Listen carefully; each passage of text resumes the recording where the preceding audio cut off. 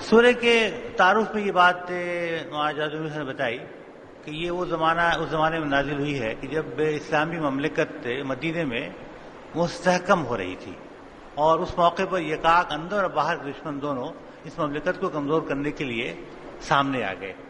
پورا عرب یکجا ہو کے آیا، احزاب ان کا گروہ، اور اندر کے منافقین بھی اور جو مدینے میں موجود یہود تھے، ان سبوں نے اس موقع کا اپنے معاملے میں جانتے فائدہ اٹھانا چاہا۔ اس موقع پر جتنے قسم کے حملے ہوئے ہیں ان کا ذکر سورہ میں موجود ہے۔ ایک تو وہ حملہ ہے جو کہ فوج آئی، ایک وہ حملہ ہے جو اندر سے لوگوں کو کمزور کرنے کی کوشش کی گئی، اور اس سے بڑا حملہ یہ کیا گیا کہ حضور صلی اللہ علیہ وسلم کی ذات پہ حملے کیے گئے، اور حضور صلی اللہ علیہ وسلم کے ازواج کو گفتگو کا موضوع بنایا گیا۔ خود ازواج پریشان ہوئی اور انہوں نے کوئی مطالبے شروع کیے، یعنی قائد کے گھر کو ڈسٹرب کیا جائے تو تحریک متاثر ہو جائے گی۔ تو یہ ساری دشمنی ہوئی ہے، اسی کے تناظر میں یہ سورہ نازل ہوئی ہے، اور بتایا گیا ہے کہ اس موقع پر مومنین کا رویہ کیا ہونا چاہیے۔ سورہ کی خاص بات یہ ہے کہ اس میں قرآن نے مرد اور خواتین دونوں کو راست راست خطاب کیا ہے، مومنین مرد، مومن عورتیں، منافقین مرد، منافقین عورتیں، یعنی دین کے معاملے میں یہ تمیز نہیں ہے کہ مرد ہے یا عورت ہے، اس کا جو عقیدہ ہے، جو عمل ہے، اس لحاظ سے تعین ہوگا اس کا مقام کیا ہے۔ اس پورے سورہ کی مزاج شامل ہے، اس طرح سے باتیں پیش کی گئی ہیں۔ اور اس سورہ کی ایک دوسری خاص بات یہ ہے کہ یہاں صفات تفصیل سے بیان ہوئے ہیں۔ اس سورہ میں وہ آیت بھی آئی ہے کہ جہاں تذکرہ کیا گیا ہے کہ یہ کتاب جب دیا گیا پہاڑوں کو تو اس نے انکار کیا اور انسان نے قبول کر لیا۔ مولانا نے بات بتائی کہ وہاں لفظ انسان آیا ہے خلافت کے لیے، اس سے مراد مرد عورت دونوں ہے۔ اسی آیت میں آگے منافقین مرد، منافقین عورتیں، مومن مرد، موضوع ذکر آیا ہے۔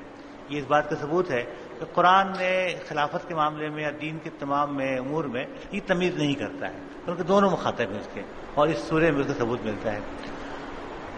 پوری سورہ کے تعارف میں یہ بات بھی آئی کہ حضور صلی اللہ علیہ وسلم کو اسوہ کے طور پر اس قرآن میں اس آیت میں پیش کیا گیا ہے، اور جو اصلاحات معاشرتی بچی ہوئی تھی ان کو مکمل کیا گیا ہے۔ اس میں خصوصاً متنبہ کے سلسلے میں جو مسئلہ تھا، حضور صلی اللہ علیہ وسلم نے زید بن حارثہ کے متعلق کی جو طلاق شدہ خاتون سے شادی کی، تو وہ بڑا سا واقعہ ہے، اس کو خاصی گفتگو کا موضوع بنایا تھا لوگوں نے۔ اس پر گفتگو کرتے ہوئے بتایا کہ وہ جو آیت آئی ہے کہ حضور صلی اللہ علیہ وسلم خاتم النبیین ہے، اس کا یہ ہے کہ چونکہ نبوت ختم ہو رہی ہے، اب کوئی نئی شریعت نہیں آئے گی، تو تمام اصلاحات کو مکمل کر دیا جانا تھا، اور یہ اصلاح بھی جو پینڈنگ تھا اس کو مکمل کر دیا گیا۔ اور خاص بات یہ بھی ہے کہ امہات المومنین سے خطاب کر کے جو بات کہی گئی ہے اس میں یہ پہلو شامل ہے، حضور صلی اللہ علیہ وسلم اسوہ ہے قیامت تک کے لیے، اور یہ ہماری مائیں بھی اسوہ ہے، اور یہ گھر اسوہ ہے، یعنی اس پورے گھر کو اور ہماری محترم ماؤں کو اسوے طور پر پیش کیا ہے کہ قرآن نے پیش کیا ہے، قیامت تک کہ ہم ان سے رجوع کریں، ان کو اس کا احساس دلایا گیا ہے کہ تمہارا یہ مقام ہے، عام عورتوں سے تم نہیں ہو، اور امت کو احساس دلایا گیا ہے کہ ان کا یہ مقام ہے اور ان کی طرف رجوع کیا جائے ہمیشہ ہدایت کے لیے۔ دوسرے دن مانا اسلائی صاحب نے جو گفتگو کی اس میں شروع کی 3 آیتوں کو سامنے رکھ کر خصوصاً یہ بتایا کہ ان 3 آیتوں میں 4 قسم کے احکامات آئے ہیں، ان چاروں احکامات کو انہوں نے سورہ کی تمہید بتایا اور اس پر تفصیلی گفتگو کی انہوں نے، اور پھر یہ بتایا کہ اصلاحات سے متعلق جو شروع کی باتیں تھیں، یعنی بنیادی باتیں بتا دی گئیں، یعنی اظہار کے مسئلے پہ گفتگو کر دی گئی، جبکہ تفصیلی قوانین دوسرے مقام پہ ہے۔ یہاں صرف اس کی بتایا گیا کہ تمہارے کسی کو بول دینے سے کسی عورت کو کہ میری ماں ہے، بیوی ماں نہیں بن جاتی ہے، اور ایک قلب میں 2 وہ جگر نہیں ہو سکتا ہے، ایک ہی جسم میں 2 قلب نہیں ہو سکتا ہے، اس قسم میں گفتگو کی گئی ہے، دلائل دیے گئے، تفصیلی احکامات ہیں۔ قرآن کا مزاج ہے کہ یہ گفتگو کرتا ہے اور پھر آگے جا تفصیل بتاتا ہے، وہ تفصیل بعد میں بیان کی گئی ہے کہ کیا کفارہ ہے اگر زہار ہو جائے تو۔ ویسے ہی بیٹے کو کسی کے منہ بولا بیٹا بنا لینا اور اپنا بیٹا ہو جائے، یہ اس کی منفی کی گئی ہے۔ مولانا نے بات یہی بتائی تھی پہلے دن کہ یہ جو مدینے میں آنے کے بعد مہاجرین اور انصار میں جو اخوت کرائی گئی تھی، اس اخوت کو اخلاقی حد تک رکھا گیا، قانون نہیں بنایا گیا. قانونی شکل بنتی وراثت کی تقسیم میں اس کی نفی سورہ انفال کے آخری آیت میں کیا چکی تھی، اور یہاں اسی تفصیلات بیان کی گئی ہیں کہ اصل جو رشتہ ہے جس پر تمہارے معاملات طے ہوں گے خود وراثت وغیرہ سلسلے میں، وہ تو خون کے رشتے پہ ہوں گے، یا خون کا رشتہ اور ایمان ملا ہوا ہو. بقیہ جو رشتے ہیں وہ تمہارے احسان کا معاملہ ہے، اچھا معاملہ کرنا چاہو تو کر سکتے ہو. یہ تفصیلات آپ کے سامنے آ چکی ہیں. انشاءاللہ آج ہمارے محترم میں جو نگراں ہیں ان کی نگرانی میں آج دوسرے رکوع کا مطالعہ ہوگا. تو بہتر یہ ہوگا کہ ہم لوگ رکوع کے ایک ایک آیت کی تلاوت ایک ایک آدمی دائیں طرف سے کرے اور اس کے بعد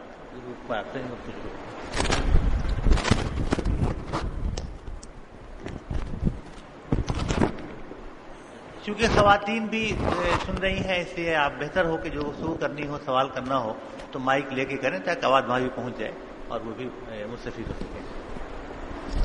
اعوذ باللہ من الشیطان الرجیم. بسم اللہ الرحمن الرحیم. لیسأل الصادقین عن صدقہم وأعد للکافرین عذابا علیما. نہیں، یہاں سے یہاں اگلے رکوع سے 9ویں آیت شروع ہے. یا ایھا الذین آمنوا اذکروا نعمت اللہ علیکم اذ جاءتکم جنود فارسلنا علیہم ریحا وجنودا لم تروها وکان اللہ بما تعملون بصیرا.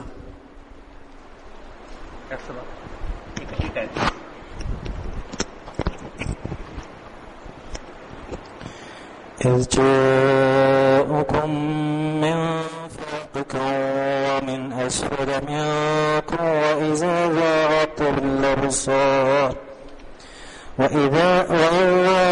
زاغت الأبصار وبلغت القلوب الحناجر تظنون بالله الظنونا.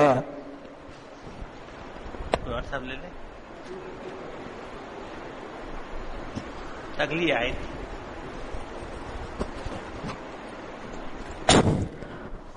هنالك ابتلي المؤمنون وزلزلوا زلزالا شديدا.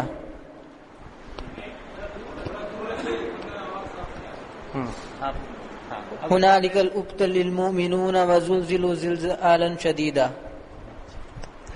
آگے سو دیتے آگے.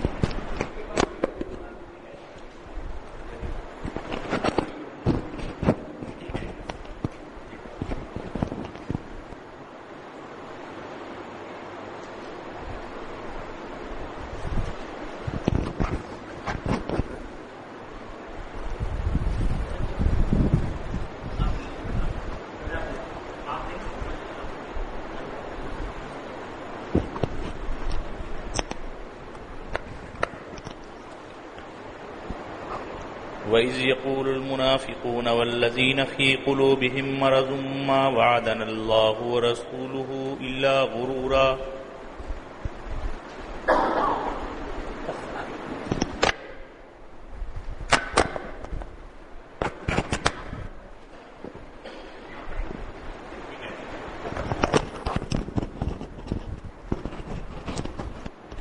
وَإِذْ قَالَتْ طَائِفَةٌ مِّنْهُمْ يَا أَهْلَ يَثْرِبَ لَا مُقَامَ لَكُمْ فَارْجِعُوا.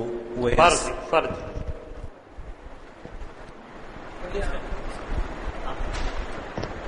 پھر سے آیت پڑھ دیجیے.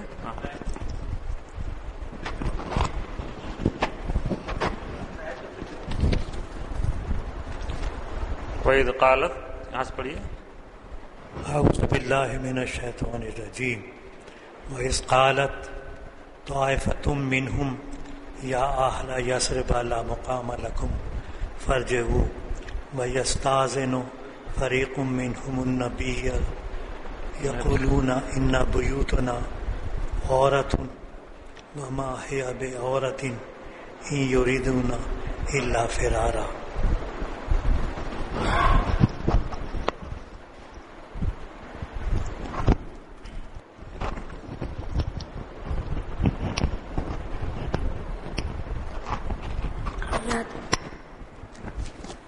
بسم الله الرحمن الرحيم.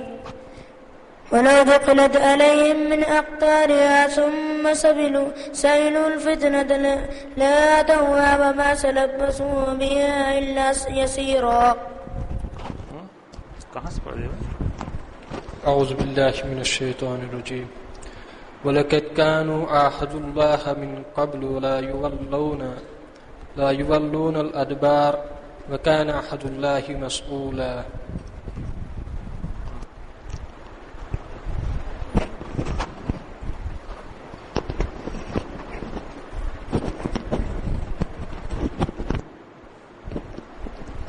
بسم الله الرحمن الرحيم قل لن ينفعكم الفرار إن فررتم من الموت أو القتل وإذا لا تمتعون إلا قليلا.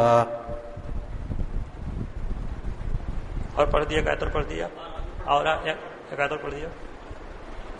قل من ذا الذي يعصمكم من الله إن أراد بكم سوءا أو أراد بكم رحمة ولا يجدون لهم من دون الله وليا ولا نصيرا.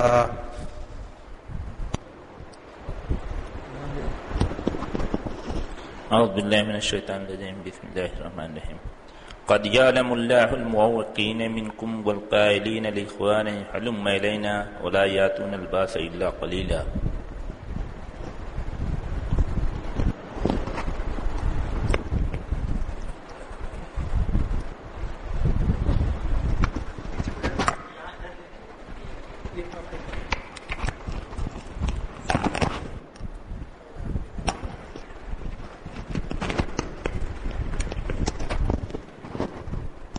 أعوذ بالله من الشيطان الرجيم.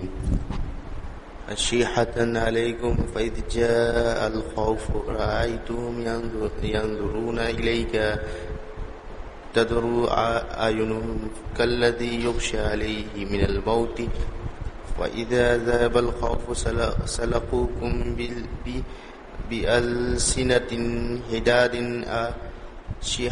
أشيحة على الخير أولئك لم يؤمنوا فأحبط الله أعمالهم وكان ذلك على الله يسيرا. يحسبون الأحزاب لم يذهبوا وإن يأتي الأحزاب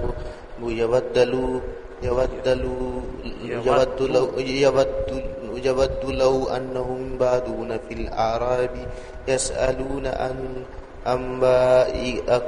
أنبائكم ولو كانوا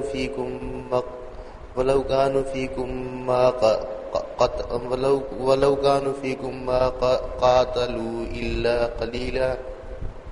بس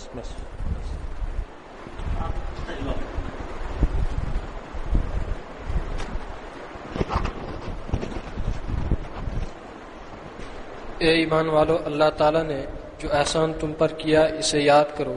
جبکہ تمہارے مقابلے کو فوجوں پر فوجیں آئی، پھر ہم نے ان پر تیز وطن آندھی اور ایسے لشکر بھیجے جنہیں تم نے دیکھا ہی نہیں، اور جو کچھ تم کرتے ہو اللہ تعالیٰ سب کچھ دیکھتا ہے. جبکہ دشمن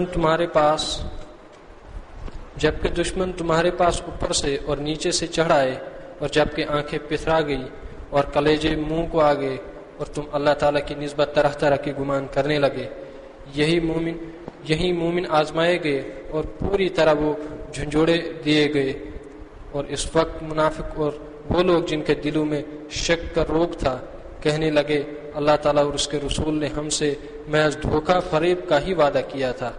انہی کی ایک جماعت نے پھانک لگائی کہ اے مدینہ والو تمہارے لیے تھوڑا سا دور رکھیے. ہاں انہی کی ایک جماعت نے آنکھ لگائی کہ اے مدینہ والو تمہارے لیے ٹھکانہ نہیں، چلو لوٹ چلو. اور ان کی ایک اور جماعت یہ کہہ کر نبی صلی اللہ علیہ وسلم سے اجازت مانگنے لگی کہ ہمارے گھر غیر محفوظ ہیں. حالانکہ وہ کھلے ہوئے اور غیر محفوظ نہ تھے، لیکن ان کا پختہ ارادہ بھاگ کھڑے ہونے کا تھا. اور اگر مدینہ کے اطراف سے ان پر لشکر داخل کیے جاتے پھر ان سے فتنہ طلب کیا جاتا تو یہ ضرور اسے برپا کر دیتے اور نہ لڑتے مگر تھوڑی مدت.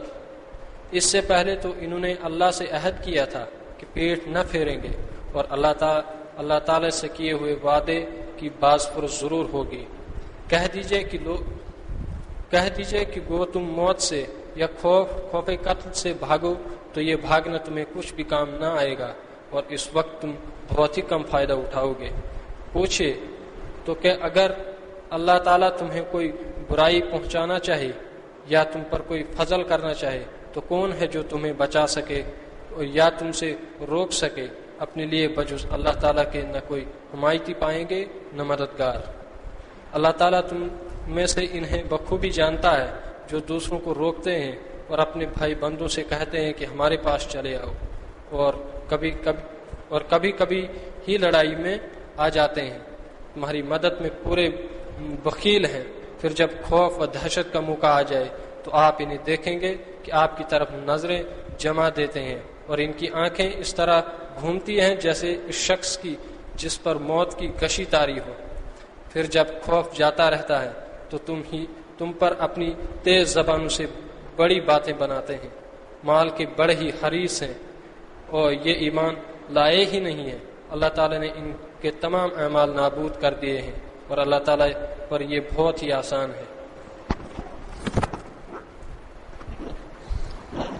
سمجھتے ہیں کہ اب تک لشکر چلے نہیں گئے اور اگر فوجیں آ جائیں تو تمنائیں کرتے ہیں کہ کاش وہ صحرا میں بادیہ نشینوں کے ساتھ ہوتے کہ تمہاری خبریں دریافت کیا کرتے، اگر وہ تم میں موجود ہوتے تو بھی کیا نہ لڑتے مگر برائے نہ۔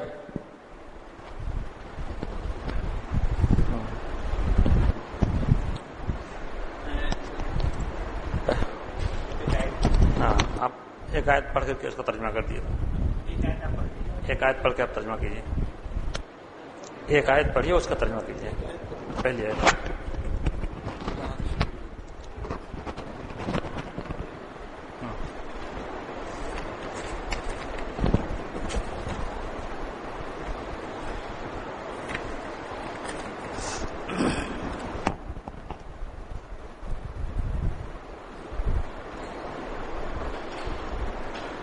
أعوذ بالله من الشيطان الرجيم بسم الله الرحمن الرحيم يا أيها الذين آمنوا اذكروا نعمة الله عليكم إذ جاءتكم جنود فأرسلنا عليهم ريحا وجنودا لم تروها وَكَانَ اللَّهُ بِمَا تَعْمَلُونَ بَصِيرًا إِذْ جَاءُوكُم مِّن فَوْقِكُمْ وَمِنْ أَسْفَلَ مِنكُمْ وَإِذْ زَاغَتِ الْأَبْصَارُ وَبَلَغَتِ الْقُلُوبُ الْحَنَاجِرَ وَتَظُنُّونَ بِاللَّهِ الظُّنُونَا۔ هنالك ابھی پڑھ دی، ایک آیت اور پڑھ دی، ایک آیت اور هنالك ابتلي المؤمنون وزلزلوا زلزالا شديدا۔ اے لوگو جو ایمان لائے ہو، یاد کرو اللہ کے احسان کو جو ابھی ابھی اس نے تم پر کیا ہے۔ جب لشکر تم پر چڑھ آئے تو ہم نے ان پر ایک سخت آندھی بھیج دی اور ایسی فوجیں روانہ کی جو تم کو نظر نہ آتی تھیں۔ اللہ وہ سب کچھ دیکھ رہا تھا جو تم لوگ اس وقت کر رہے تھے۔ جب دشمن اوپر سے اور نیچے سے تم پر چڑھ آئے، جب خوف کے مارے آنکھیں پتھرا گئیں، کلیجے منہ کو آ گئے اور تم لوگ اللہ کے بارے میں طرح طرح کے گمان کرنے لگے، اس وقت ایمان لانے والے خوب آزمائے گئے اور بری طرح ہلا مارے گئے۔ دیکھیے یہاں پر اب آغاز ہو رہا ہے سورہ احزاب پر، اب تبصرہ ہو رہا ہے۔ اس کے پہلے رکوع میں جیسا کہ پچھلے ہفتے کے مطالعے سے یہ بات آ چکی ہے کہ تمہید تھی، اب یہاں پر سورہ احزاب میں کیا حالات پیش آئے، کس طرح کے لوگوں کا کردار رہا، اس کا ذکر آ رہا ہے، اور اللہ کے احسانات کیا کیا ہوئے اس کا بھی ذکر ہے۔ اس بیچ میں اور چیزیں بھی آئیں گی۔ تو پہلی آیت میں اہل ایمان سے خطاب ہے، یہاں نعمت اللہ علیکم، اللہ کا احسان یا اللہ کی نعمت، اس سے کیا مراد ہے؟ اللہ کی نعمت سے مراد کیا ہے؟ کوئی بتائیں؟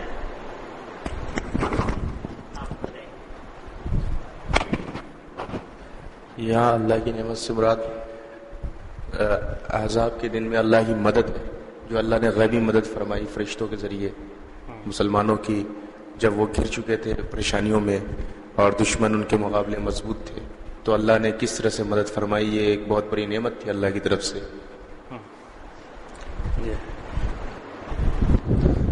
یہاں آگے اس کا ذکر آ رہا ہے، بات یہ کہی گئی کہ جنود یعنی لشکر اور فوجیں جب تمہارے اوپر آ گئی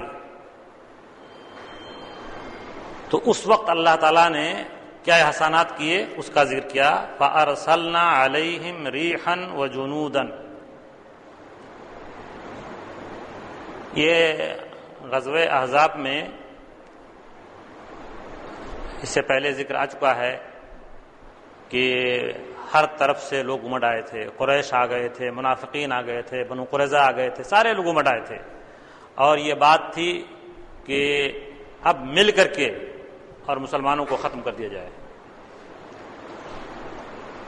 اور مسلمانوں نے اس کے لیے مدینے کے پاس میں کھائی کھودی تھی اور کھائی کھود کر کے اپنی حفاظت حصار بنا لیا تھا۔ یہ بھی بات آ چکی ہے کہ 1 مہینے تک وہ لوگ ٹکے رہ گئے، اور آخر میں ادھر مسلمان رہے، ادھر وہ رہے، ٹکے رہے کھائی کے اس طرف میں، اور آخری وقت میں اللہ تبارک و تعالیٰ کی طرف سے یہ مدد آئی کہ سخت قسم کی ہوا، تیز تند ہوا اور سردی، اور اس طرح کی کیفیت پیدا ہوئی کہ وہ بھاگنے پر مجبور ہو گئے۔ مکہ سے سفیان آئے تھے، وہ بھاگ گئے، اور دوسرے منافقین جو تھے، دوسرے لوگ جو اکٹھا ہوئے تھے، سب کو بھاگنا پڑا۔ تو اس نعمت کا یہاں پر ذکر ہو رہا ہے۔ جی لم تروہا، لم تروہا کا کی تشریح کچھ لوگ کریں۔ ہاں ہاں ہاں ہاں ہاں مطلب یہ ہے کہ وہ جو فوج تھی جو اللہ کی طرف سے مدد کے لیے بھیجی گئی تھی، اللہ تعالیٰ کہہ رہا ہے کہ وہ تمہیں دکھائی نہیں دے رہی تھی، حالانکہ وہ فوج تھی اور تمہاری مدد کے لیے بھیجی گئی۔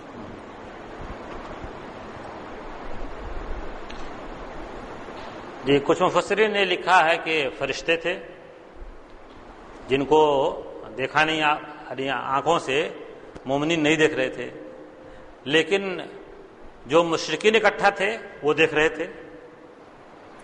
بعض لوگوں نے یہ کہا کہ اللہ کی قوت اور طاقت تھی، جنود کے مقابل میں جنود، طاقت کے مقابلے میں طاقت، کوئی ضروری نہیں ہے کہ فرشتے رہے ہوں، بعض مفسرین نے اس طرح کی بیان لکھی ہے۔ بہرحال چونکہ سورہ بدر میں بھی یہ بات آ چکی ہے کہ اللہ کے فرشتے نازل ہوئے تھے، تو یہاں پر گویا فرشتے تھے جو ان کی آنکھوں میں نظر آ رہے تھے۔ مسلمان اگرچہ کم تھے، مسلمانوں کی تعداد کم تھی، یہ تقریباً 12 سے 15 ہزار تھے، مشرکین اور منافقین جو اکٹھا تھے، اور مسلمانوں کی تعداد 3000 کے آس پاس بتائی جاتی ہے اس میں۔ تو مسلمان تو کم تھے تعداد میں، لیکن ان کی آنکھوں میں زیادہ دکھائی دے رہے تھے۔ مسلمان تو ان کو نہیں دیکھ رہے تھے، لیکن وہ دیکھ رہے تھے، مشرکین دیکھ رہے تھے، بہت بھاری تعداد میں ہے۔ ان کی قوت کو، ان کی طاقت کو اللہ تعالیٰ بڑھا چڑھا کر دکھا رہا تھا، ان کی ہیبت ان کے دلوں میں ڈال دیا تھا۔ جی آخر میں آیت ہے اس کے بعد وَكَانَ اللَّهُ بِمَا تَعْمَلُونَ بَصِيرًا، اور جو کچھ تم کر رہے ہو اللہ اس کو دیکھ رہا ہے۔ جی اس کا مفہوم بتائیں کوئی صاحب؟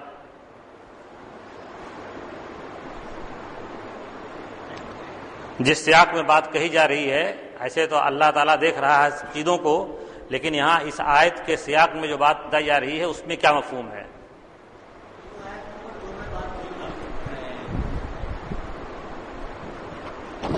جو آیت نمبر 2 میں بات کہی گئی تھی، ان اللہ کان بما تعملون خبیرا، کہ اللہ تمہارے ہر کاموں کو دیکھ رہا ہے، اس کی خبر رکھتا ہے. اور توکل علی اللہ وکفی باللہ وکیلا، کہ اللہ پر بھروسہ کرو اور اللہ ہی تمہارے بھروسے کے لیے کافی ہے. تو یہاں اس کا ایک طرح سے اظہار ہے، پریکٹیکل ہے کہ اللہ پر بھروسہ کیوں کیا جائے. اس لیے کیا جائے کہ وہ بصیر ہے اور تمہارے کاموں کو دیکھتا ہے. اگر انسان کو یہ کلیئر ہو جائے، اس پر یہ واضح ہو جائے کہ ہمیں ہمارے کاموں پر اللہ تعالیٰ ہم کو دیکھتا ہے، تو اس پر یقین کیا جا سکتا ہے، اس پر بھروسہ کیا جا سکتا ہے. جی دیکھیے، ہاں یہاں اللہ رب العالمین یہ کہنا، اور تھوڑا دور رکھیے مائک. ہاں یہاں یہ کہا جا رہا ہے کہ تم میں سے کس کے دل میں منافقت ہے اور کس کے دل میں صادق ایمان ہے، اس کو اللہ تعالیٰ اچھی طرح سے جان رہا ہے. تمہارا ظاہر اور تمہارا باطن اللہ کو معلوم ہے.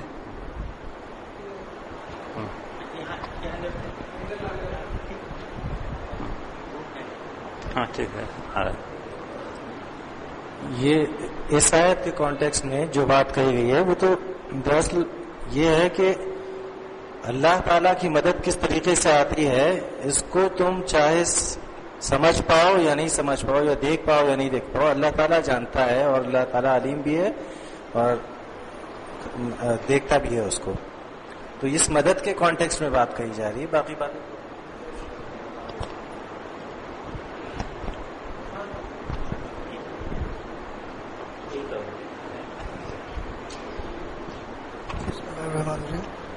اللہ کی اسماء و صفات میں سے ایک صفات یہ ہے کہ وہ غیب کا علم رکھتا ہے. یہاں پہ چونکہ ذکر آ رہا ہے کہ وہ لشکر جس سے وہ مدد آئی تھی اور مشرکوں کو اللہ نے اپنے لشکر کے ذریعے شکست دی تھی، اس کا علم اس کو ہم دیکھ نہیں پا رہے تھے اس زمانے کے صحابہ اور وہ، تو غیب کا علم صرف اللہ رکھتا ہے. اس کا مطلب یہاں سے یہ مفہوم بھی نکالا جا سکتا ہے. چونکہ یہ غیب کی چیزیں تھیں، صرف مشرک دیکھ پا رہے تھے کہ ان کو کوئی ایک ایسی پارٹی ہے، کوئی ایسا گروہ ہے جو ان کو شکست دے رہا ہے، لیکن جو ایمان والے تھے وہ دیکھ نہیں پا رہے تھے. اور اللہ تعالیٰ اپنے جو غیب کی علم وہ سب کو نہیں دیتا ہے. اس سے ایک انٹرپریٹیشن ہم لگا سکتے ہیں.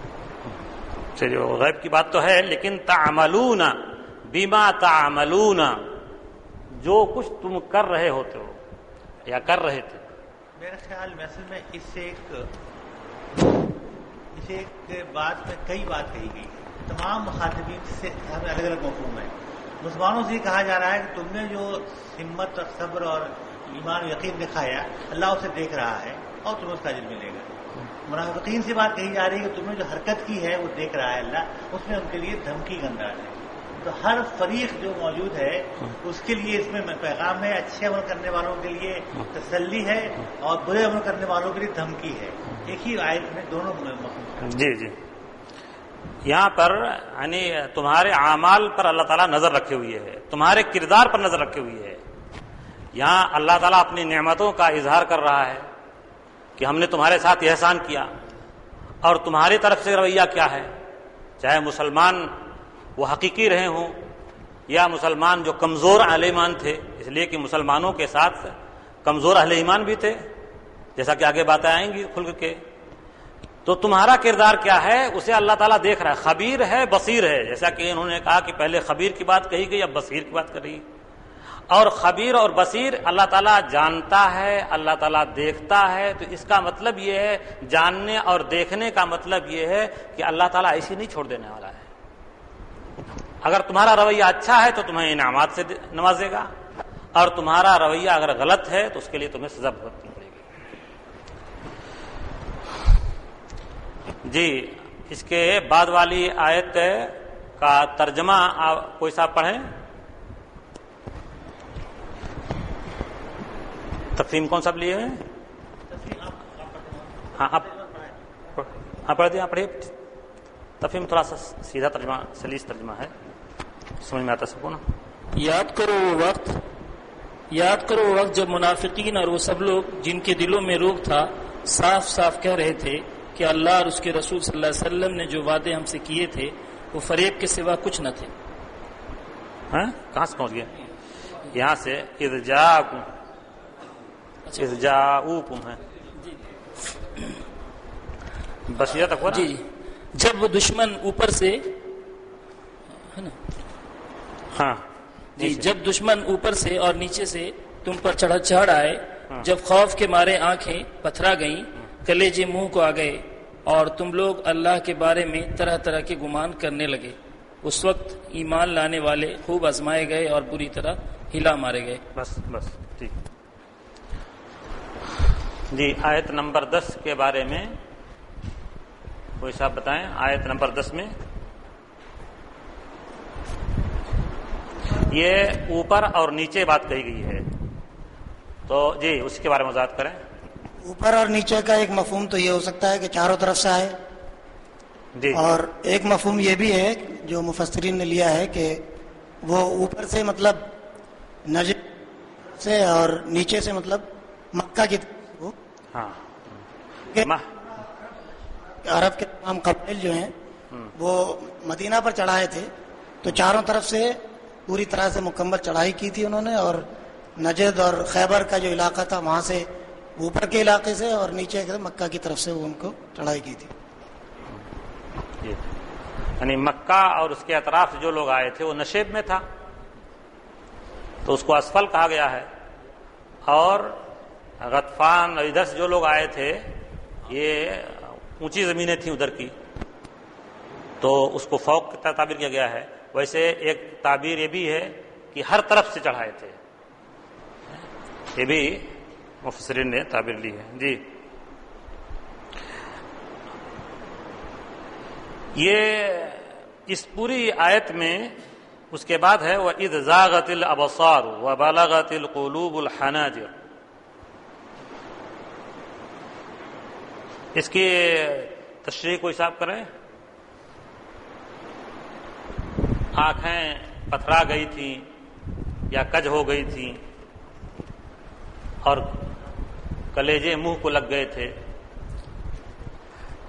یہ عذاب کے دن کی جو سچویشن ہے، حالت ہے جو اس ٹائم مسلمانوں کے ساتھ ہوا، اس کو اللہ نے کہا ہے جس طرح سے کہ کتنی پریشانی میں تھے اس وقت آپ لوگ، جب سب کے سب لوگ آپ پر ٹوٹ پڑے اور انہوں نے سب طرف سے آپ کو گھیر لیا، اور اس کی سچویشن کو بتا دیا، یاد دلا رہا ہے. اور یہ بار بار یہ مسلمانوں کو یاد دلا رہا ہے کہ یہ جو آپ کو فتح ملی ہے یہ ایسے نہیں ملی ہے، یہ اس چیز کا وہ ہمیشہ یاد دلانا چاہتا ہے. اور وہ ہمیشہ اس چیز کو کہ اس دن کی حالت کیا تھی آپ کی اور کیسی حالت سے آپ کو نکال کے فتح دی گئی ہے، اس چیز کو بتا رہا اللہ تعالیٰ اپنے احسان پوری طرح. جی یعنی غزوہ احزاب کی یہاں پر وہاں کی جو خوفناکی تھی اور جو صورتحال تھی اس کی تصویر کشی کی گئی گویا کہ کس طرح کے حالات تھے. جی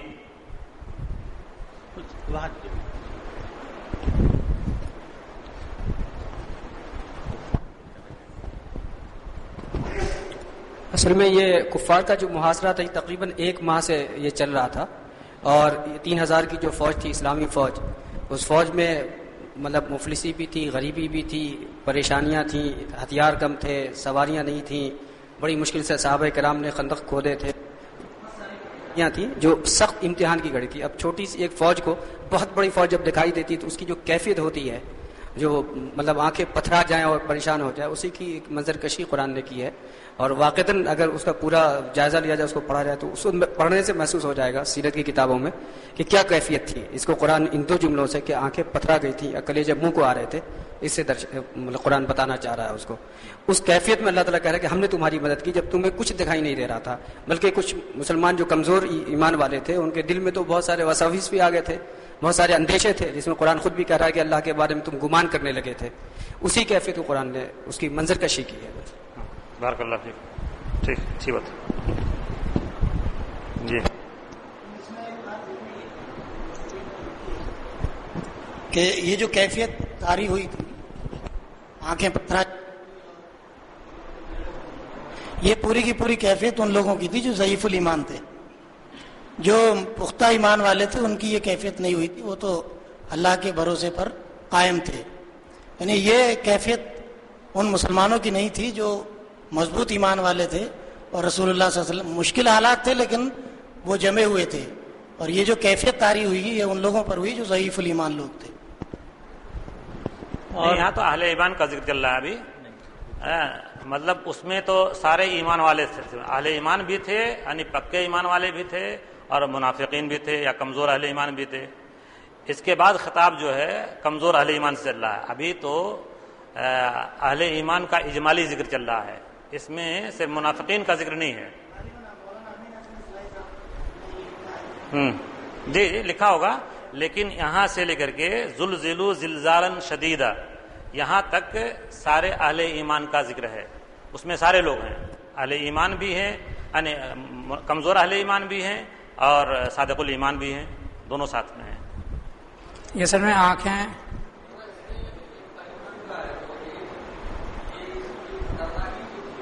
جی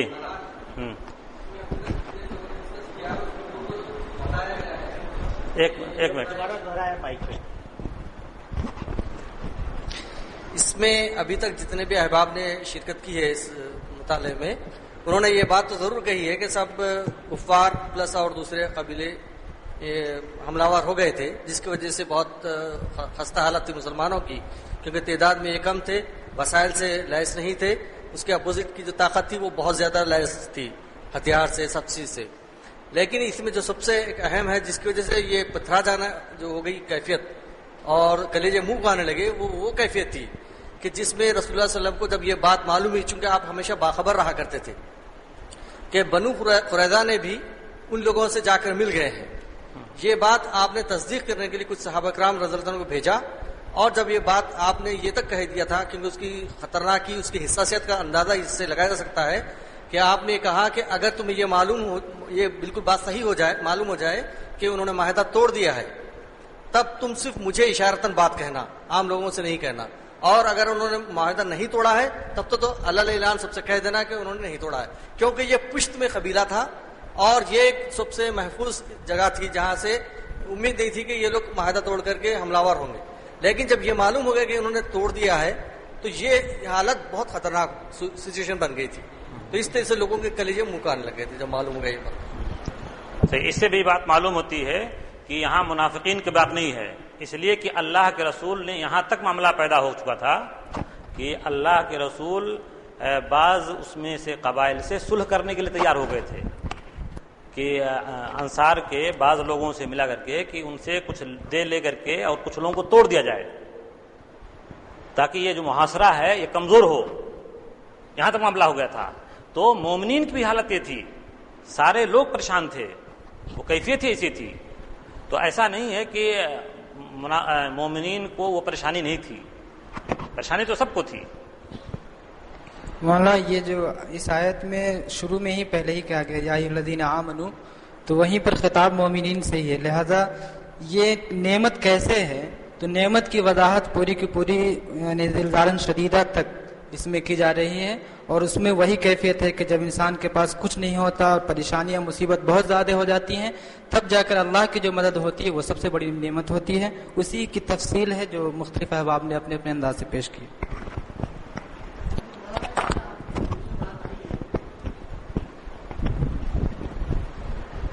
رسول اللہ صلی اللہ علیہ وسلم غطفان قبیلے سے معاہدہ کرنے کے لیے تیار تھے، اور لیکن جب انصار کے سامنے یہ بات آئی تو انصار میں سے ایک صحابی نے یہ کھڑے ہو کر کے پوچھا کہ اللہ کے رسول صلی اللہ علیہ وسلم کیا یہ جو آپ بات کہہ رہے ہیں یہ اللہ کا حکم ہے یا آپ کا مشورہ ہے، ہمیں بچانے کے لیے ایسا کر رہے ہیں آپ؟ تو اللہ کے رسول صلی اللہ علیہ وسلم نے فرمایا کہ خدا کی قسم میں آپ کو بچانے کے لیے کر رہا ہوں، اللہ کا حکم نہیں ہے. تب انہوں صاحب نے یہ فرمایا کہ اگر ایسی بات ہے تو پھر ہم تو زمانے جاہلیت میں ان سے نہیں دبے، ہم اپنا خون بہا دیں گے لیکن ہم ان سے کوئی معاہدہ نہیں کریں گے. تو اس سے یہ بات معلوم ہوتی ہے کہ مومنین جو تھے وہ اپنی جگہ پر پختہ تھے اور وہ کیفیت ان کی نہیں تھی. ایک بات نوٹ کر لیں آپ، ایک رائے آپ یہ دے رہے ہیں کہ یہاں تذکرہ کمزور ایمان والوں کا ہے، دوسری رائے یہ آ رہی ہے کہ یہاں تذکرہ تمام مومنین کا ایک ساتھ ہے اور قرآن تاریخ کو ریکارڈ کر رہا ہے، صورتحال کی سختی کو قیامت تک ریکارڈ کر رہا ہے وہ، اور نعمت کی اہمیت بتانے سے مولانا نے بتایا ابھی جو انعام ہے، تو دو رائے رہے گی، ضرور نہیں ہے کہ ایک رائے بن جائے اور ہم لوگ اس کے بعد ہی آگے بڑھیں. یہ دو رائے رہنے دی اور آگے چلے ہم لوگ. آپ جو بات کر رہے ہیں بعض مفسرین نے لیا ہے اور امین حسن اصلاحی صاحب نے بھی اس کو مانا ہے، لیکن سیاق سے یہ بات صحیح نہیں لگ رہی ہے. امین حسن اصلاحی صاحب کی بات جو ہے اس لیے کہ یہاں زلزلو زلزالن شدیدت تک عام مومنین کا ذکر چل رہا ہے، انہوں نے بیچ سے لے لیا اور پھر اس آیت کو جا کر کے پھر مومنین خالصین کا ذکر لے کے چھڑ دیا ہے. اس میں ایک بات اور آ رہی ہے. جنگ احزاب ایک ایسا سچویشن تھا جس میں ایک کلیکٹیو کنفرنٹیشن ہوا. اس سے پہلے کنفرنٹیشنز ہوتے رہے، جنگیں ہوتی رہیں، لیکن مشرک اور تمام دوسرے قبائل ایک ساتھ کلیکٹیو کنفرنٹیشن نہیں ہوتا تھا. ایک کبھی گوریلا فائٹ ہو رہے ہیں، کبھی قریش سے لڑائی ہو رہی ہے، لیکن یہ ایسا موقع تھا جہاں پہ سارے کفار ایک ساتھ آ گئے. تو یہ ایک بہت ہی شدید خوف کا ایک عالم تھا، اور مومنوں کے لیے ایک ان کو یہ دکھانا کہ وہ ایمان کتنا ان کا مستحق ہے، اس کا ایک بہت بہترین سچویشن تھا جس میں یہ صاف ہو جانا کہ منافق کون ہے، ایمان والے کون ہیں. یہ ایک ایسا سچویشن اور خوف بھی تھا، چونکہ اللہ کہتا ہے کہ میں خوف دیکھ کے بھی تمہیں آزماتا ہوں ایمان والوں کو. تو یہاں ایمان والوں کو آزمایا بھی جا رہا ہے. ایک آسپیکٹ تو یہ ہے، دوسرا یہ کہ جتنے کفار ہیں ایک کلیکٹیو ان کا ایک کانفرنٹیشن تھا جس میں جی ٹھیک ہے. آگے کی آیت ہے، اس آگے ٹکڑا جو ہے تظنون باللہ ظنونا، اس کے بارے میں بتائیں. تم لوگ اللہ کے بارے میں طرح طرح سے گمان کرنے لگے تھے. جی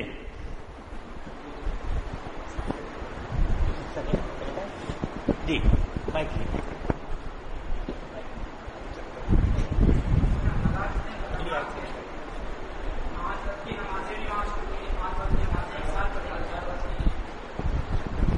اس سے تھوڑا سا ذہن میں شاید یہ بات ہے بھی اللہ کی مدد تو آنی چاہیے، اتنا تک ہو رہا ہے، ہم لوگ بالکل مقابلہ کر رہے ہیں. تو ایک غیر متوقع ایک دم حالات تھی کہ زبردست شدید حملہ ہو گیا تھا.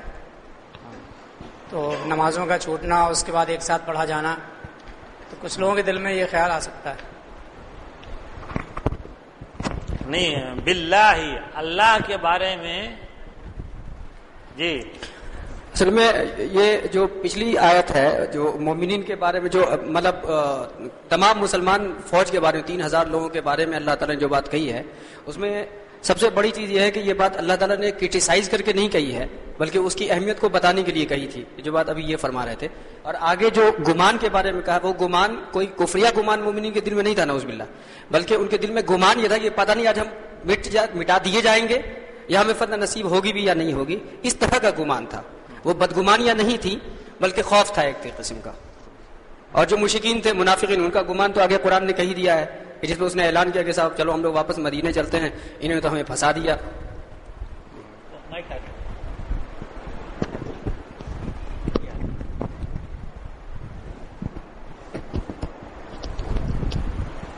یہاں گمان سے مراد ایک یہ بھی ہے کہ ایک تو یہ کہ جو اللہ تعالیٰ نے جو وعدہ کیا ہے کہ اگر وہ مومن ہوں گے اور نبی کے اس ساتھ جو ہے اپنے حقوق ادا کرتے ہوئے اس کام کو آگے بڑھائیں گے تو وہ کامیاب ہوں گے.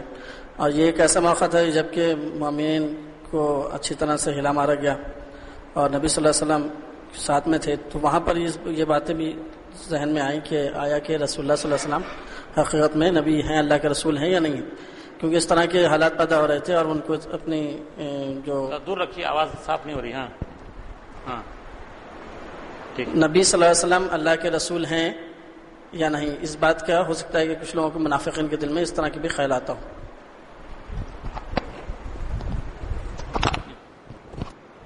آپ کچھ کہیں گے؟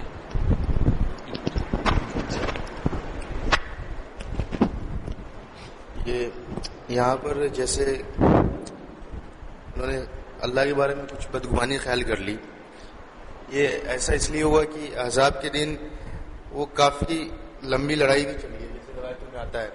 ان کے پاس ریسورسز نہیں تھے، تعداد کم تھی، ان کے پاس اسکلز نہیں تھے ویسے، پھر بھی وہ صرف اللہ اس کے رسول کے حکم کو مان رہے تھے، مسلمان تھے، تو ان کے لیے یہ بہت بڑا امتحان کا دن رہا. اس کی وجہ یہ تھی کہ جتنے تھے سب کے سب اکٹھا ہو گئے، جتنے دشمن تھے انہوں نے اپنے آپ کو مسلمانوں کے خلاف پوری طور پہ لگا دیا. اسی لیے ان کو صرف اللہ کے اوپر گمان تھا کہ کہیں اللہ تعالیٰ کی مدد آئے گی، اللہ تعالیٰ کوئی لشکر بھیجے آسمان سے، کوئی فرشتوں کا نزول ہوگا، یا ایسی کوئی بات جیسے نبی صلی اللہ علیہ وسلم کے ذریعے کوئی غیبی طاقت مل جائے، اللہ تعالیٰ کوئی کچھ بھیج دے. اس چیز کے وہ انتظار میں تھے، اور وہ بظاہر انسان ہی تھے، ان کے دل ہل چکے تھے، اور جو ان کے ساتھ کیفیت بیت رہی تھی، کلیجوں کا منہ پر آ جانا اور آنکھیں پتھرا جانا وغیرہ وغیرہ، یہ بتایا جا رہا ہے. لیکن ظن میں دونوں پہلو ہے. ذکر ہو رہا ہے مومنین کا، آگے ان کے جو شدت تھی ان کے امتحان کے ذکر کیا گیا، تعریف سے ذکر کیا گیا ہے. اس لیے یہ بات کہ ایسا موقع ہوتا ہے جب ہر گروہ نے جو دل میں خدا کے بارے میں اس کا ایمان ہے وہ ظاہر ہو رہا تھا. مضبوط لوگوں کا مضبوط آگے تذکرہ آ رہا ہے، کتنی مضبوطی اس حال میں بھی وہ کتنے یقین تھا ان کو، اور کمزوروں کا کمزور. یہ موقع تھا جب کہ ایمان کا ٹیسٹ ہو جاتا ہے. ہر طرح کا گمان جو بھی دل میں ہے وہ ظاہر ہونے کا وقت آ گیا تھا. ہر گمان ظاہر ہو رہا تھا. جو اس گروہ میں تھا اس کی کیفیت تھی وہ سامنے آ رہی تھی. دونوں پہلو اس میں ہے، اچھے گمان کا بھی برے گمان کا بھی. اور یہاں ذکر مثلاً تو مومنین کا چل رہا ہے اس آیت میں، اس لیے وہ ان کا جو یقین ہے اللہ تعالیٰ پر کہ اس حالت میں جمے رہیں گے اس کا ذکر زیادہ ہو رہا ہے اس میں. یہی ٹکڑا ہے جس کی وجہ سے مولانا امین حسن صاحب نے منافقین مراد لیا ہے. لیکن مفتی شفیع صاحب اور دوسرے مفسرین نے اس سے کہا کہ جب حالات ایسے ہو کہ موت دکھائی دے رہی ہے تو آدمی کے دل میں وساوس پیدا ہوتے ہیں، اور ایسے وساوس جس پر اللہ تعالیٰ مواخذہ نہیں پکڑتا ہے. آدمی کے دل میں اس طرح کیفیت پیدا ہوتی ہے کہ اب معلوم نہیں کیا ہوگا، اب کیا حالات بنیں گے، اللہ تعالیٰ نے کیا اب کیا ہوگا. اس طرح کے وساوس جو پیدا ہوتے ہیں اس کو ظن سے تعبیر کیا ہے. تو یہاں پر اس کیفیت کا اظہار ہے کہ آدمی جب بالکل موت کے منہ میں جا رہا ہو، دیکھ رہا ہو کہ اب ایسی صورتحال ہے جہاں اس طرح کیفیت ہونے والی ہے، تو دل میں اس طرح کے احساسات کا پیدا ہو جانا ایسا کچھ نہیں ہے کہ ایمان کے منافی ہے، اس طرح کی عیدیں ہیں. تو یہ وساوس ہیں اور اس طرح پر اس پر مواخذہ بھی نہیں ہے. تو یہ وہ اس کیفیت کا اظہار ہے.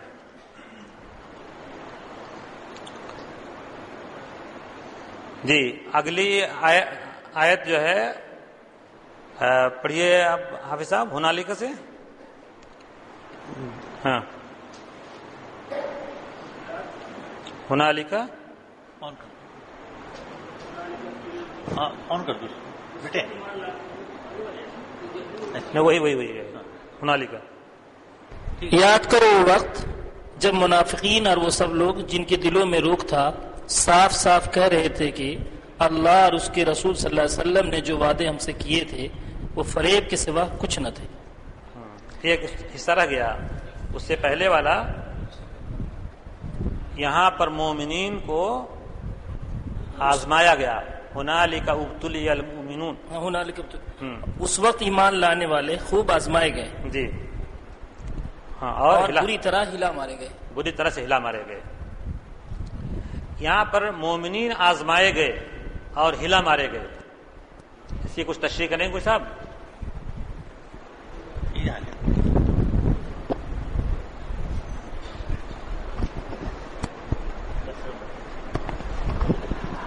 مولانا یہاں پر جیسا پہلے دن مولانا عمری صاحب نے بتایا تھا، دور رکھیے مائک. ہاں مولانا عمری صاحب نے پہلے دن بتایا تھا کہ یہ سورہ جس دور میں نازل ہوئی سن 5 ہجری میں، وہ مطلب اسلامی ریاست کی استحکام اس میں شروع ہو گیا تھا.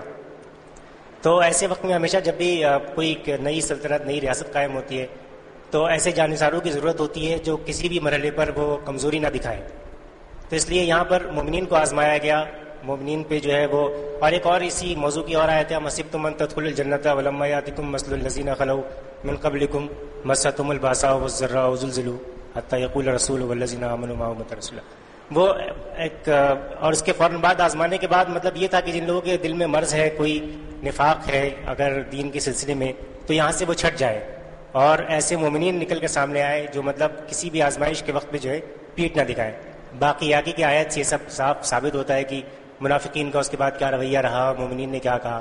منافق کہنے لگے کہ ہمیں دھوکہ دیا گیا اللہ رسول کے نام پر. اور آگے 22ویں آیت میں ہے کہ مومنین نے کہا کہ وہ وعدہ سچ ہو گیا جس کا رسول اور اس کے اللہ نے اس کے رسول نے وعدہ کیا تھا، اور ان کا ایمان جو ہے مضبوط ہو گیا. اور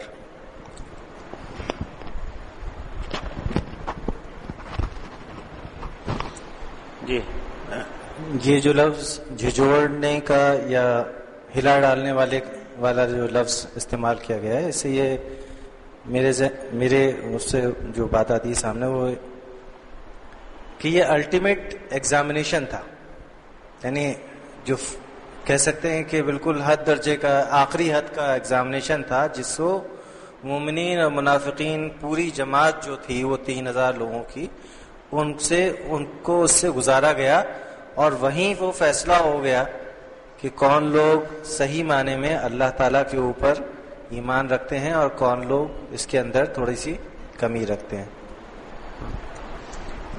اس میں دیکھیے جو آپ کچھ کہتے ہیں، نہیں میں دیکھ رہا ہوں جی، جو صورتحال تھی، ایک صورتحال تو باہر کی تھی، ابھی بار بار ذکر ہوا کہ سارے لوگ اکٹھا ہو گئے تھے، مشرکین بھی منافقین بھی سب لوگ آ گئے تھے. اور دوسری صورتحال اندر کی تھی کہ منافقین جو تھے وہ بھی اندر سے تنگ کر رہے تھے. 1 مہینے کے قریب ہو رہے تھے، محاصرہ تھا، اور آگے باتیں آ رہی ہیں کہ منافقین کیا کہہ رہے تھے کہ تو دھوکہ ہوا ہمارے ساتھ میں. کہا جا رہا تھا کہ ہم تو فتح کریں گے، قیصر و کسریٰ کو فتح کریں گے، اور یہاں صورتحال یہ ہے کہ پیشاب اور پیخانہ بند ہے، باہر پیشاب اور پیخانے کے لیے جا سکتے، اور طرح طرح کی فپتیاں، طرح طرح کی سازشیں، کیونکہ یہ 1 مہینے کا مرحلہ تھا اور کافی وقت تھا اس میں، تو اس میں طرح طرح کی چیزیں منافقین کی طرف سے بھی چیزیں آ رہی تھیں. تو یہ اندر کی جو آزمائش تھی یہ بھی، اور باہر جو چیزیں تھیں وہ بھی، یہ دونوں چیزیں جو یہ ہے جو آزمائش تھی اور جس میں مسلمان ہلا مارے گئے کہ اب کیا صورتحال بنے گی، تو اس کیفیت کا اظہار یہاں پر ہے. جی اب آپ حافظ صاحب آگے پڑھ رہے تھے، جو آیت پڑھیے. یاد کرو وقت جب منافقین اور سب لوگ جن کے دلوں میں یاد کرو وہ وقت جب منافقین اور وہ سب لوگ جن کے دلوں میں روگ تھا صاف صاف کہہ رہے تھے اللہ اور اس کے رسول صلی اللہ علیہ وسلم نے جو وعدے ہم سے کیے تھے وہ فریب کے سوا کچھ نہ تھے. ابھی کتنا وقت ہے؟ کتنا وقت ہے؟ 20 منٹ ہے. 20 منٹ جی.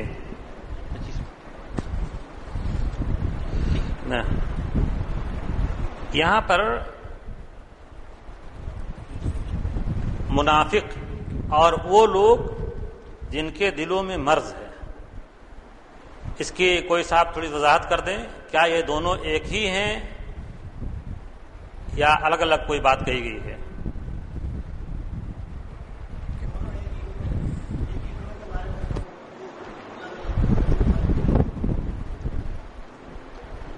ایک ہی گروہ ہے، یعنی منافقوں کا، جن کے بارے میں یہ بھی کہا گیا کہ ان کے دلوں میں روگ ہے. اس کی بہت ساری مثالیں قرآن مجید میں دوسری جگہ پر بھی آئی ہیں.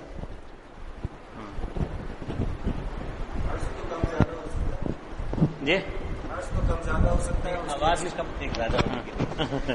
مرض تو کم زیادہ ہو سکتا ہے، اور مومنین کے اندر بھی یہ حالت تھوڑی بہت حد تک پائی جا سکتی ہے کہ وہ الٹیمیٹ مومن نہ ہو، بالکل آخری درجے کے. اور جو مرض کی جو آخری حد ہے وہ یہ ہے کہ آدمی بات کچھ کہے اور کرے کچھ، یعنی وہ منافق بن جاتا ہے. یہ فرق مجھے محسوس ہوتا ہے.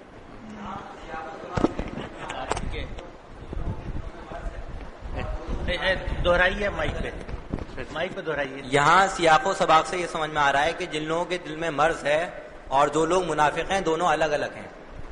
کیوں؟ اس کی وجہ یہ ہے کہ جن لوگوں کے دلوں میں مرض ہے وہ آزمائش کے وقت ان کا مرض سامنے آیا، اور منافقوں کے اندر دوام ہوتا ہے، وہ ہمیشہ ایک ہی جیسے رہتے ہیں، اور وہ کبھی بھی کوئی عبادت اخلاص نیت کے ساتھ نہیں کرتے. اس بات کو قرآن شریف میں مسبحات میں بہت اچھے طریقے سے واضح کر دیا گیا ہے کہ اخلاص فی الدین بالکل نہیں ہوتا منافقوں کے اندر، اور جن لوگوں کے اندر مرض ہوتا ہے وہ مطلب کم زیادہ ہوتا رہتا ہے، اس ٹائپ کا ہوتا ہے، آزمائش کے بعد ہو سکتا ہے۔ یہاں اس میں ایک بات اور یہ سمجھ میں آتی ہے کہ ایک تو مرض ہے، مرض یہ تھا کہ صاحب بزدلی ان کے اندر تھی، تو حالات کو دیکھ کے سچویشن کو دیکھ کر پوری طرح ڈر چکے تھے، جو آگے آیت کہہ رہی کہ انہوں نے کہا چلو بھاگ چلتے ہیں۔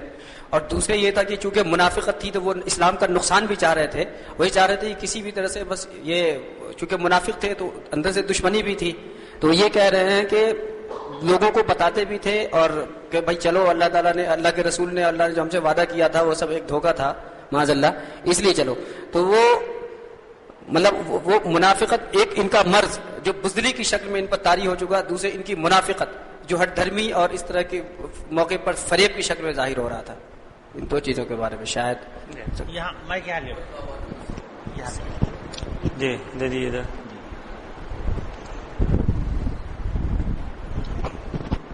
یہ اس آیت میں یہ جو اللہ تعالیٰ نے فرمایا کہ اس وقت منافق اور وہ لوگ جن کے دلوں میں روب تھا، یہ اصل میں منافقین کے اصل میں واقع دو گروہ تھے۔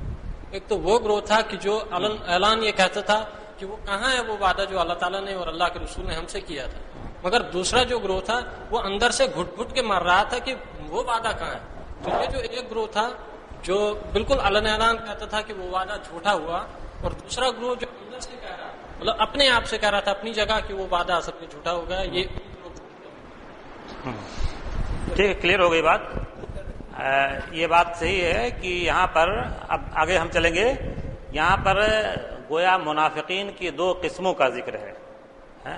ایک منافق وہ تھے جو منافق ظاہر تھے، اور جس کے دلوں میں مرض ہے۔ یہ قرآن مجید میں یہ اسلوب بار بار آیا ہے، اور جہاں نفاق کے ساتھ ہی آیا ہے لفظ، تو وہاں وہ لوگ جن کے دلوں میں کینہ ہو، حسد ہو، بغض بھی ہو ساتھ میں، ان کے لیے استعمال ہوتا ہے۔ لیکن اگر یہ الذین فی قلوبہم مرض اگر ایسی ہی ہو، منافقین کے ساتھ نہ استعمال ہوا ہو، تو وہاں پر منافق بھی ہو سکتے ہیں اور یہ بھی ہو سکتے ہیں، سیاق و سباق سے طے کیا جائے گا۔ بہرحال یہاں پر یعنی یہ دونوں دو طرح کے منافق ہیں، ایک بہت کھلم کھلا تھے اور ایک وہ گروہ تھا جو بہت کھلم کھلا نہیں تھا، تو دونوں کا ذکر کر دیا گیا یہاں پر۔ جی آگے بڑھیں، ٹائم کم ہے اس لیے جلدی سے پورا کرنا ہے۔ جی یہ سب کردار ہے منافقین کا، تو اس پر سچائی طور پر ہم لوگ گزر جائیں۔ جی جب ان میں سے ایک گروہ نے کہا کہ اے یثرب کے لوگ، تمہارے لیے اب ٹھہرنے کا کوئی موقع نہیں ہے، پلٹ چلو۔ جی اور آگے پلٹ چلو، اور ان کا ایک فریق نے یہ کہہ کر نبی صلی اللہ علیہ وسلم سے رخصت کا طلب کر رہا تھا، ہمارے گھر خطرے میں ہیں، حالانکہ وہ خطرے میں نہ تھے، دراصل وہ محاذ جنگ سے بھاگنا چاہتے تھے۔ جی یہ بھی منافقین کے روش پر تبصرہ یہاں پر بھی ہے کہ منافقوں کا ایک گروہ یہ کہتا تھا یثرب کوئی سا بتائیں، یثرب کیا ہے؟ ہاں یہ مدینے کا پرانا نام ہے، کا نام ہے، یہ جاہلیت دور کا نام ہے جی، یہ کنزیہ نام ہے، برا نام ہے یہ کہ یہاں پر بوا وغیرہ ہے، بیماریوں کی جگہ ہے، نعوذ باللہ، اس طرح سے اس کو بدشگونی سے لیا کرتے تھے، اس لیے یثرب بولا کرتے تھے پرانے رواج میں۔ جی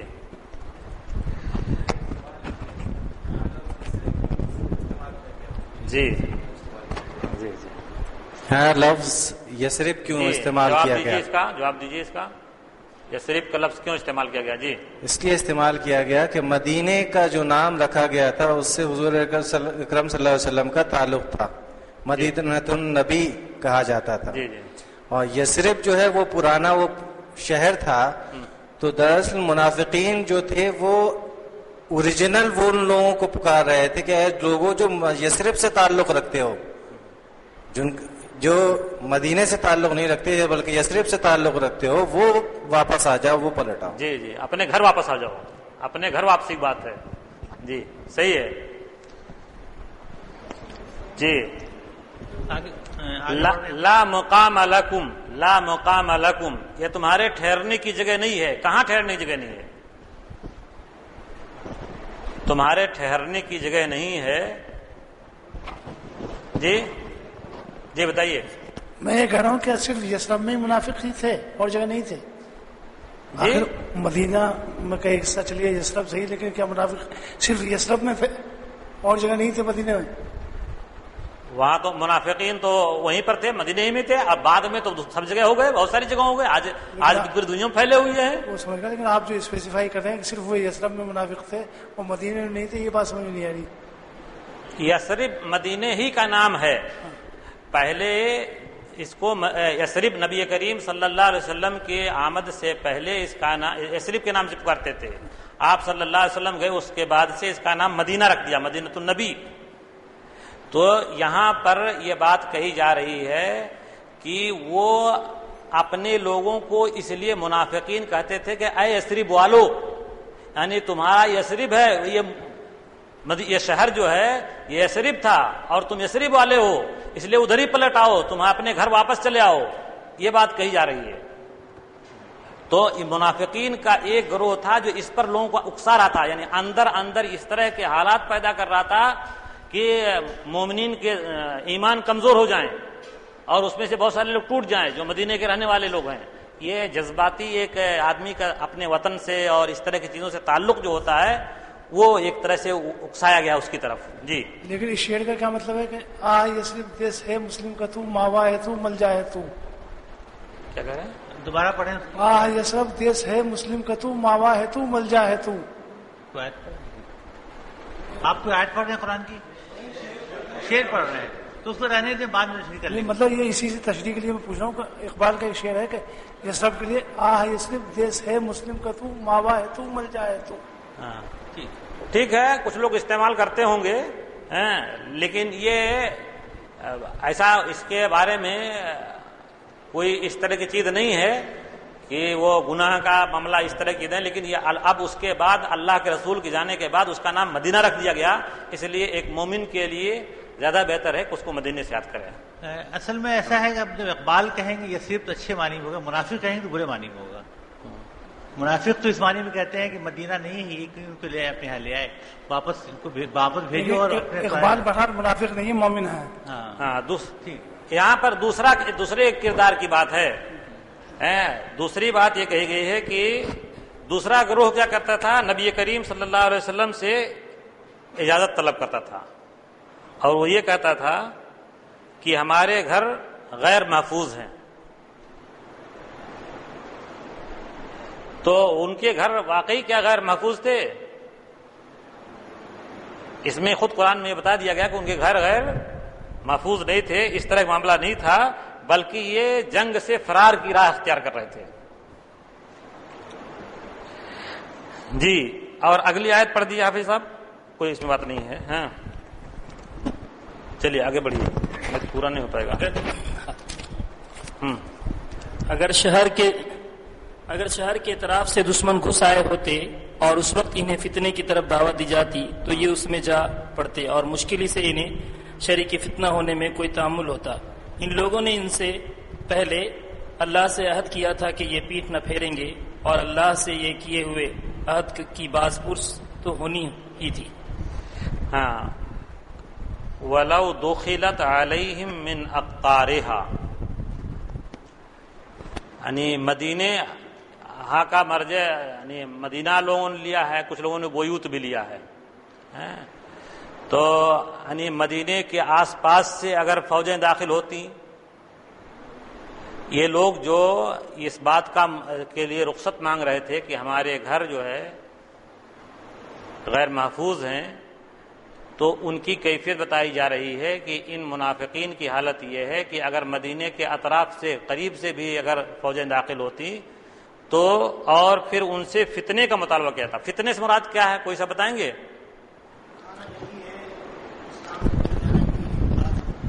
اگر ان کو اسلام سے پھر جانے کی دعوت دی جاتی یا خانہ جنگی کی دعوت دی جاتی. دور رکھیے جو صاحب بھی بات کریں تھوڑا مائک ہٹا کر. اسلام کے خلاف جنگ کرنے کی دعوت دی جاتی ان کو تو یہ اس کے لیے فوراً لپک پڑتے. ارتداد کی طرف بھی اشارہ ہے. ہاں اسلام سے پھر جی ادھر دیکھیے بتانا چاہتے ہیں، دیکھیے ادھر دیے. ہاں اصل یہ منافقین تو وہ تھے جن کے دل میں ایمان تو تھا نہیں، لیکن چونکہ یہ ایمان کے دعوے دار تھے اور رہتے تھے مسلمانوں کے ساتھ ہی، تو جب یہ اس جنگ کی شروعات ہوئی ہے، جب یہ معلوم ہوا کہ تمام قبائل آپس میں مل جل کر کے آگے گھیرنے والے ہیں، اس کے بعد جب اللہ کے رسول صلی اللہ علیہ وسلم نے سلمان فارسی رضی اللہ عنہ کے مشورے پر خندق کھودائی شروع کی، تو خندق کھودنے کے دوران میں چونکہ اس کو احاطہ کیا ہوا تھا، کچھ حصے تھے عمارتیں اور لیٹی تھیں یا باڑ بنی ہوئی تھی میں، اور جو حصے خالی تھے اور جہاں سے وہ اندر آ سکتے تھے ان حصوں میں خندق کھودی گئی تھی۔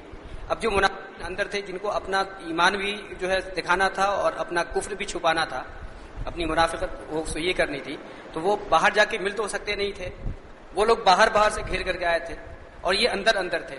لہذا قرآن یہ کہہ رہا ہے کہ اگر ان کو یہ موقع مل جاتا کہ اس جنگ سے پہلے ان کی ملاقات ان سے ہو چکی ہوتی، وہ ان کو دعوت دیتے کہ آؤ ہمارے ساتھ رہو، تو یقیناً پھر جاتے اور ان کے ساتھ مل جاتے اس اسلامی ریاست کو ختم کرنے کے لیے۔ جی، فتنہ یہاں جو ہے وہ ان کے ایمان کی آزمائش ہوتی ہے، فتنہ تو آزمائش کہتے ہیں، تو یہاں پر کہ اگر کوئی پریشر ڈالے تو پریشر قبول کر لے، اگر اسلام دشمن طاقتیں جب پریشر ڈالیں تو آدمی پریشر قبول کر لے، جدھر جھکائے ادھر جھک جائے، جو بات کہیں اسے قبول کر لے، اس کو فتنے سے تعبیر کیا گیا ہے۔ تو یہاں کہا گیا کہ اگر ان سے فتنہ کا مطالبہ کیا جائے، ارے ان سے اگر مطالبہ کیا جائے کہ یہ کر لو تو یہ کر لیں گے، جہاں جھکایا جائے گا ادھر جھک جائیں گے، یعنی اسلام دشمن طاقتوں کے خلاف یہ کہ اگر جہاں چاہیں وہ وہاں جھکائیں تو یہ جھک جائیں گے وہاں پر۔ جی، ایک چھوٹی سی گزارش یہ ہے کہ اگر آپ اس کا باقی آیتوں کا خلاصہ پڑھ دیں، یعنی چونکہ وقت کی وجہ سے چلیے بھی ہو جائے گا۔ ہاں جی، اگر ہو جائے کر لیں۔ ہاں، اگلی آیت کا مفہوم تھوڑا سا ہو جائے پھر تھوڑا سا بات عمل میں آ جائے گا، ترجمہ اور یہ آ جائے مفہوم واضح ہو جائے گا۔ جی، یہ یہاں پر اس سے پہلے انہوں نے اللہ سے عہد کر رکھا تھا کہ یہ پیچھے نہیں مڑیں گے، یہ پیٹھ نہیں دکھائیں گے، اور اللہ کے عہد کے بارے میں پرسش ہوگی۔ تو اس سے پہلے کب انہوں نے عہد کیا تھا؟ جی، کوئی صاحب بتائیں گے؟ ہاں، احد کے موقع پر۔ جی، احد کے موقع پر انہوں نے کہا تھا کہ اگر ہم کو دوبارہ موقع ملے تو انشاءاللہ ہم بہت جانبازی سے لڑیں گے اور اس طرح سے کام کریں گے۔ یہ موقع تھا جب انہوں نے عہد کیا تھا۔ ویسے ان کا عہد تو مومن تو عہد کئی مرتبہ کر چکا ہے، جب بیعت کرتا ہے تب، جب کلمہ پڑھتا ہے تب، مختلف مواقع پر یہ اللہ اس کے رسول سے عہد کرتے ہیں۔ جی، اگلی آیت کا ترجمہ پڑھ دیے، اور ترجمہ پڑھ دیے بھائی۔ جی،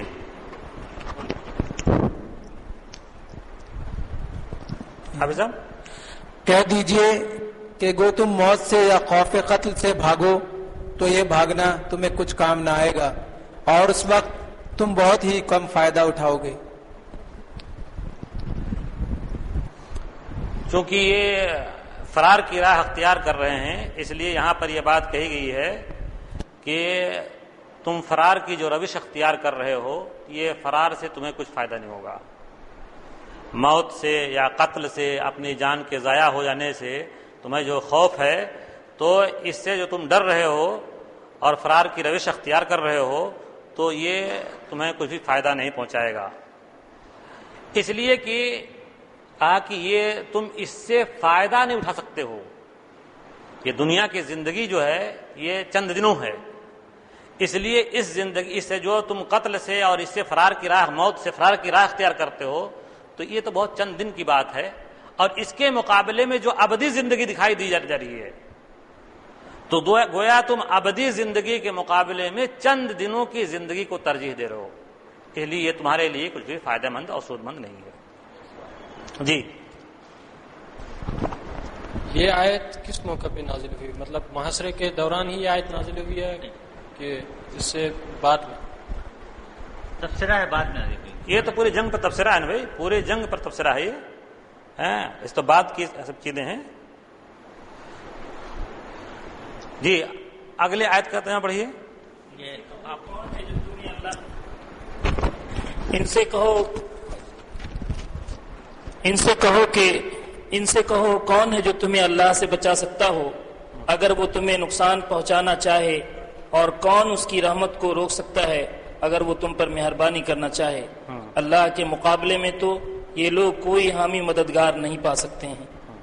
جی آگے پڑھیے. ٹھیک ہے، اور پڑھ دیجیے ترجمہ، اور آگے پڑھ دیجیے ترجمہ پورے کو ترجمہ پڑھ دیجیے. اللہ تم سے ان لوگوں کو خوب جانتا ہے جو جنگ کے کام میں رکاوٹیں ڈالنے والے ہیں، اور جو اپنے بھائیوں سے کہتے ہیں کہ آؤ ہماری طرف، جو لڑائی میں حصہ لیتے بھی ہیں تو بس نام گنوانے کے جو تمہارے ساتھ دینے میں سخت بخیل ہیں. ہاں، منافقین کا یہ بھی گویا کردار یہاں بیان کیا گیا ہے کہ کچھ لوگ ہیں جو روکتے ہیں لوگوں کو یا رکاوٹیں ڈالتے ہیں، اور دوسرے لوگوں کو بھی دعوت دیتے ہیں کہ تم بھی آ جاؤ اس راستے پر، آؤ بڑھاؤ تم بھی، اور یہ جنگ سے اپنی جان بچانے کے لیے بھاگتے ہیں، بہت کبھی اس میں حصہ لیتے ہیں. جی خطرے کا وقت آ جائے تو اس طرح دیدے پھرا کر تمہاری طرف دیکھتے ہیں کہ جیسے کہ مرنے والے پر غشی طاری ہو رہی ہو، مگر جب خطرہ گزر جاتا ہے تو یہی لوگ فائدوں کی حریص میں بن کر کینچی کی طرح چلتی ہوئی زبانیں لیتے ہیں، تمہارے استقبال کو آ جاتے ہیں. یہ لوگ اگر ایمان نہیں لائے اس لیے اللہ نے ان کے سارے اعمال ضائع کر دیے، اور ایسا کرنا اللہ کے لیے بہت آسان ہے.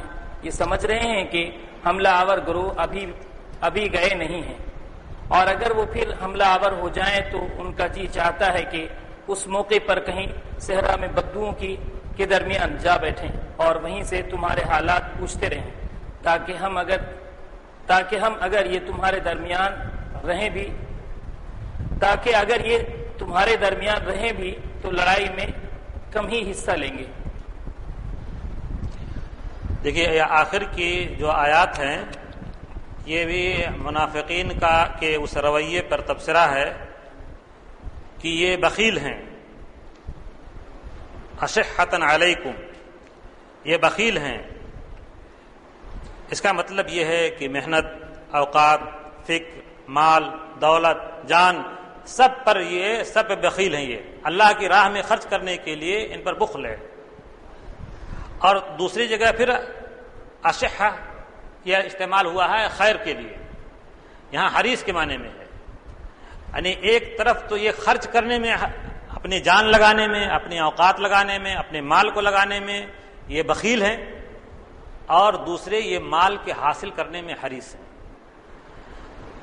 تو یہ دونوں کردار جو ہے اس کی وجہ سے ان کی حالت یہ ہے کہ جب جنگ کی حالت ہوتی ہے، خوف کی حالت ہوتی ہے، تو ان پر ایسا لگتا ہے، ان کی آنکھیں اس طرح سے پھرتی ہیں جیسے کہ کسی پر موت آ رہی ہو اور غشی طاری ہو اور آنکھیں اس کی گھوم رہی ہوں. تو اس طرح کی کیفیت ہوتی ہے. اور جب انہیں معلوم ہوتا ہے کہ کہیں فتح اور کامیابی مل رہی ہے تو بہت چرب زبانی کے ساتھ، تیزی کے ساتھ بڑھ کے آگے آتے ہیں اور ایسی باتیں کرتے ہیں کہ انہی کی وجہ سے فتح نصیب ہوئی ہے. اپنے کردار کو، اپنے کارناموں کو اور اپنے تجاویز کو کہ ہم نے ایسی تجویز دی تھی اور ہم نے یہ کیا تھا، اس طرح کی چیزیں یہ ابھار بھر کے پیش کرتے ہیں. اور یہ اس لیے پیش کرتے ہیں تاکہ ان کا جو غنیمت کا مال ہے اس میں حصہ مل جائے، کہ دنیا کے حریص ہیں. تو یہ دونوں کردار ان کا آخر میں یہ بھی بیان کیا گیا ہے. پھر اس کے بعد ان کے بارے میں بیان کیا گیا ہے کہ ان کے خوف کا یہ عالم ہوتا ہے کہ ان کے یہاں اس طرح کیفیت طاری ہے کہ یعنی فوجیں چلی گئیں، وہ واپس ہو گئیں، لیکن ان کے یہاں ان کے نزدیک یہ ہے کہ بھی فوجیں واپس نہیں گئی ہیں، ابھی یہ گمان ان کے باقی ہے کہ باقی ہیں وہ.